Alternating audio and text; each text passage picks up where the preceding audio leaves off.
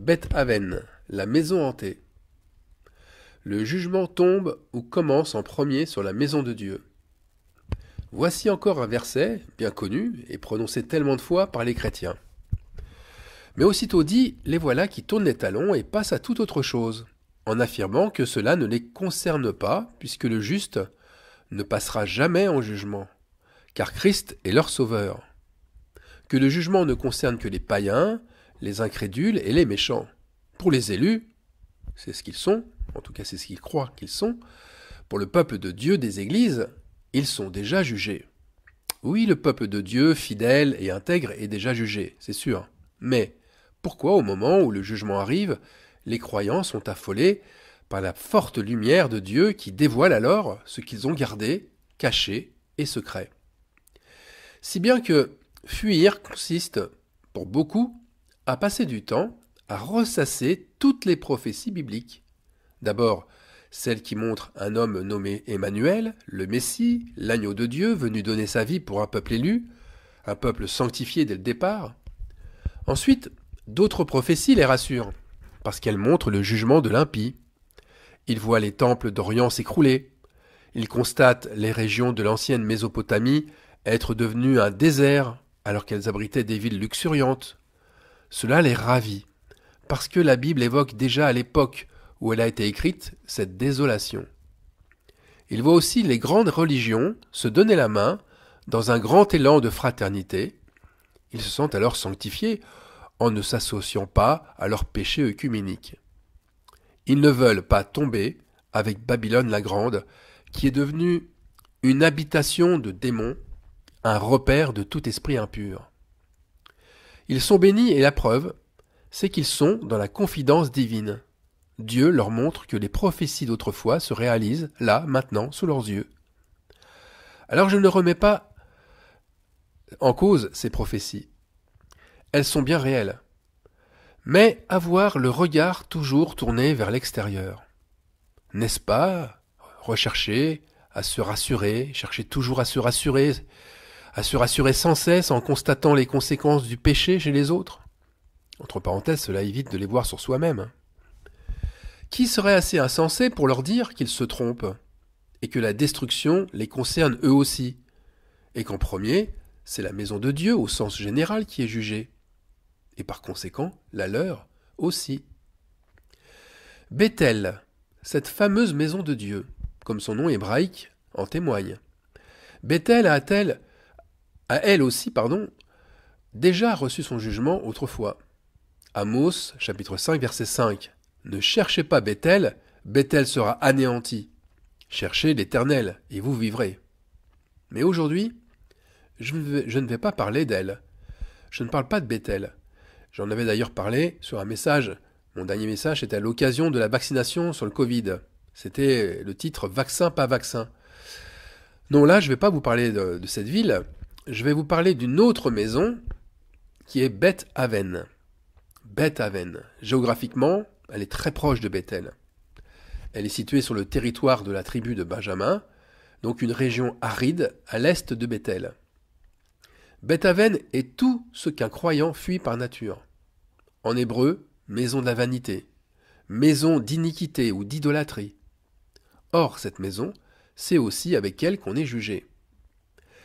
La maison a une identité. Elle montre toujours ceux qui la fréquentent, ceux qui la construisent, la rénovent. Mais, et c'est là ce qui est surprenant, la maison montre aussi et surtout ceux qui lui font obstacle, comme ceux qui y habitent. C'est en fait l'état général, l'état de leur cœur à tous, c'est leur Dieu que l'on voit alors. Ah, Beth-Aven, ce lieu ferait fuir plus d'un superstitieux. Aven en hébreu, c'est la douleur, la méchanceté, l'idolâtrie, le deuil, les calamités, les crimes, le néant. Bref, c'est vraiment la maison de la malédiction. Alors il existe plein de légendes rapportées aux lieux hantés ou aux maisons hantées. Comme si une maison dans ses pierres, dans ses caves, dans son grenier, dans ses vieilles armoires, pourrait abriter des fantômes, des démons, des âmes errantes, ou comme si des esprits de mort pouvaient encore y demeurer. Mais ce sont des fables, ce sont des histoires à faire peur. Il n'existe aucun lieu, aucun objet qui peut générer une malédiction. Aucune maison envoûtée par le diable. Il n'y a aucun démon qui pourra vous attaquer si vous y pénétrez. Vous ne risquez aucune possession démoniaque si vous passez le pas de la porte. Dans ces maisons démoniaques, on y rencontre qui alors? Eh bien, on y rencontre uniquement que soi-même. Je vais prendre un verset, cette fois-ci dans Matthieu chapitre 12, versets 43 et 45. Et Jésus a pris l'exemple de la maison pour expliquer que l'esprit impur, cet esprit qui sort d'un homme, peut retourner dans sa maison, là où il en est sorti, c'est-à-dire en lui-même. Et ce démon peut revenir dans cette maison, à l'intérieur de cet homme, mais avec 7 esprits plus méchants qu'avant. Et c'est pourquoi sa condition devient pire qu'autrefois. Alors ce n'est pas la maison qui a changé, c'est la condition de la personne. La maison, elle, n'est qu'un reflet de l'âme de ceux qui y entrent. Et l'âme est à ce moment-là soumise à ces démons. Alors il faut bien comprendre que les esprits n'habitent pas des pierres, mais des corps en vie. Et c'est en acceptant les mêmes idées véhiculées par les habitants ou véhiculées par les locataires de la maison, ou encore de ceux qui s'y regroupent régulièrement, que l'on peut devenir possédé. Alors, une porte qui claque, des voix qui parlent, des vers qui tombent, des choses qui disparaissent, des apparitions soudaines. Ce sont la manifestation des esprits impurs d'une personne vivant en communion avec d'autres esprits impurs. Nous devons être prudents avec celles et ceux que nous rencontrons ou avec qui nous échangeons dans un lieu, entre guillemets, un lieu saint. S'associer à leur Dieu peut être très dangereux, voire désastreux. Par exemple, si nous cachons des péchés, comme eux le font aussi, nous sommes alors en accord avec eux, avec leurs mauvaises pensées. C'est que leur obsession, leur façon d'agir sont identiques aux nôtres. Nous avons alors pris l'esprit de la maison. C'est exactement ce qu'a vécu Josué et les Israélites lorsqu'ils ont voulu attaquer la région de Beth-Aven. Ils ne se sont pas emparés d'elle, c'est elle qui s'est emparée d'eux. C'est comme s'ils s'étaient attaqués eux-mêmes. Ils se sont attaqués à leurs propres fantômes en s'en prenant aux Amoréens de la région. Parce que leur esprit avait changé. Et c'est Beth-Aven qui a révélé ce changement. Alors, quel était l'esprit de la maison de Josué? Quel était l'esprit de cette maison d'Israël à ce moment-là? Alors on le lit dans le livre de Josué, au chapitre 7, et au verset 11 et 12. Voilà, je vous le lis. Israël a péché. Ils ont transgressé mon alliance que j'aurais prescrite. Ils ont pris des choses dévouées par interdit. Ils les ont dérobées et ont dissimulées. Et ils les ont cachées parmi leurs bagages. Vous voyez, l'esprit de corruption était entré dans la maison d'Israël, devenant par ce fait la maison de Beth-Aven.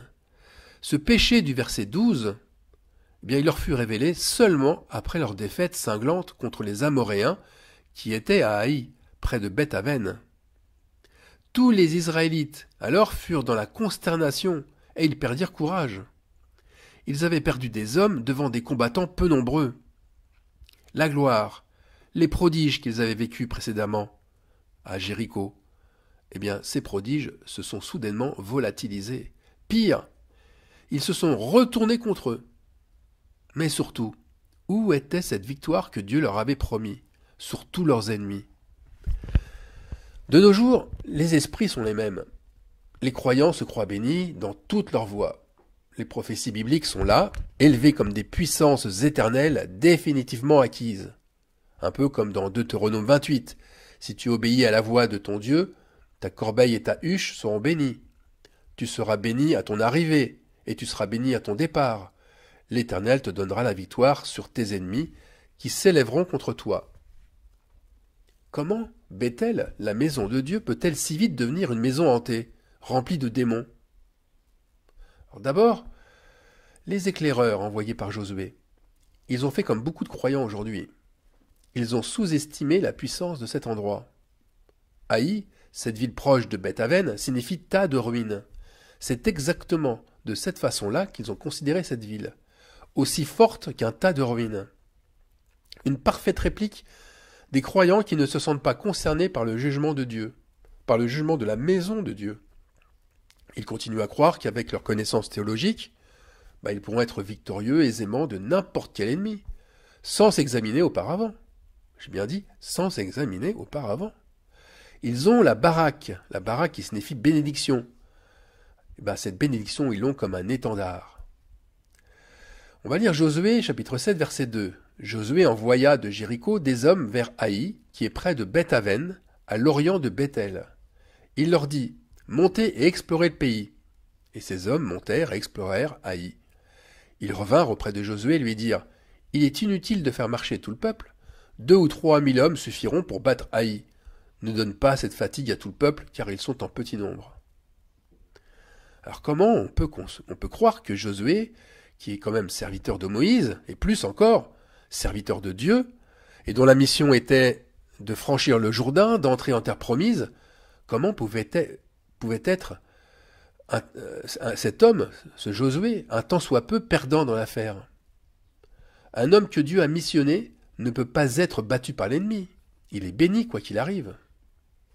Sa mission n'est-elle pas plus importante que lui? Et puis, il est trop proche de Dieu pour se laisser berner par son peuple. Dieu l'aurait, c'est sûr, éclairé sur leur mauvais agissement avant de s'engager dans un combat voué à l'échec. Eh bien ça, c'est ce qu'un croyant vaniteux et idolâtre pense quand lui-même va au combat.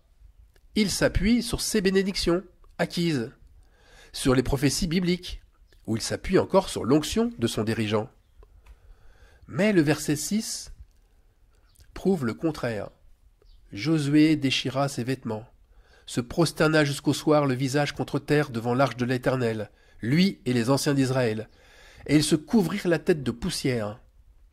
Josué dit, ah Seigneur éternel, pourquoi as-tu fait passer le Jourdain à ce peuple pour nous livrer entre les mains des Amoréens et nous faire périr?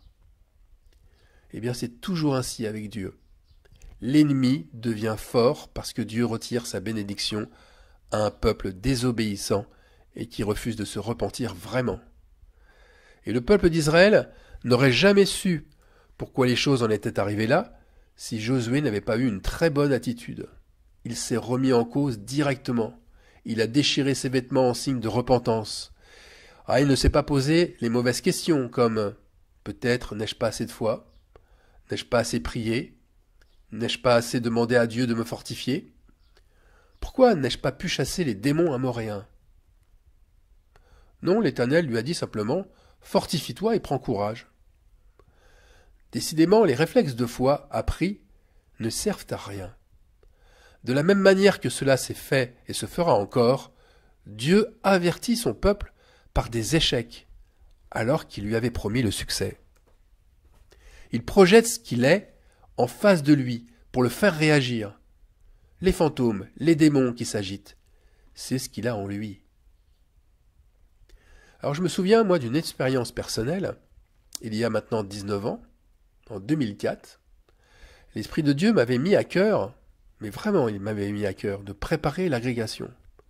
Un concours difficile, très difficile, une haute valorisation dans mon métier d'enseignant. Pour moi alors, ma victoire était déjà acquise. Ma nomination allait se faire d'elle-même. Elle allait valoriser ma foi. Mon travail de préparation allait me donner, c'est sûr, j'en étais absolument convaincu, la victoire, comme il me l'avait donnée précédemment avec le concours du CAPES en 1992. J'étais exactement rempli de la même assurance. Eh bien, 12 ans après, ce fut un véritable échec, la révélation du mal. Même pendant l'épreuve, je me suis senti abandonné, sans force, avec juste mon inspiration limitée. Je passais les épreuves écrites, diminuées en étant à moitié malade. Je m'attendais tellement à revivre les mêmes prodiges que j'avais connus auparavant. Mais là, c'était le vide, rien. Et il en fut ainsi aussi lors des résultats du concours, pas de miracle, recalé. Eh bien, pendant pas mal de temps, je n'ai pas compris ce qui m'arrivait. Durant des années, j'ai posé maintes fois la question à Dieu, sans avoir de réponse. Pourquoi m'as-tu fait passer ce concours, sachant que j'allais échouer? Aujourd'hui, j'ai eu ma réponse. C'est moi qui ai fait échouer le projet divin. Dieu n'a rien à voir dans cet échec. C'était ma fidélité qui était en cause. Je sais que toute ma maison était hantée, et que je n'ai pas eu l'attitude de Josué pour le comprendre. Alors je terminerai par le prophète Osée. S'il y a une morale à tirer de l'histoire, c'est ce prophète Osée qui nous la donne. Voilà ce qu'il dit. Si tu te livres à la prostitution, ô Israël, que Juda ne se rende pas coupable, n'allez pas à Gilgal, ne montez pas à Beth-Aven, et ne jurez pas, l'Éternel est vivant. Osée nous dit, de la part de Dieu, il nous dit une chose importante. Il nous dit de ne pas avoir de projet, de ne pas témoigner que Jésus est vivant, sans avoir au préalablement examiné ses voies et se repentir de sa prostitution en ayant été vers d'autres dieux. Car avec un cœur incirconcis, nous emmènerons en plus de nous-mêmes d'autres avec nous à Gilgal, comme à Beth-Aven, mais pour nous faire battre, pour vivre l'échec et l'humiliation. Amen.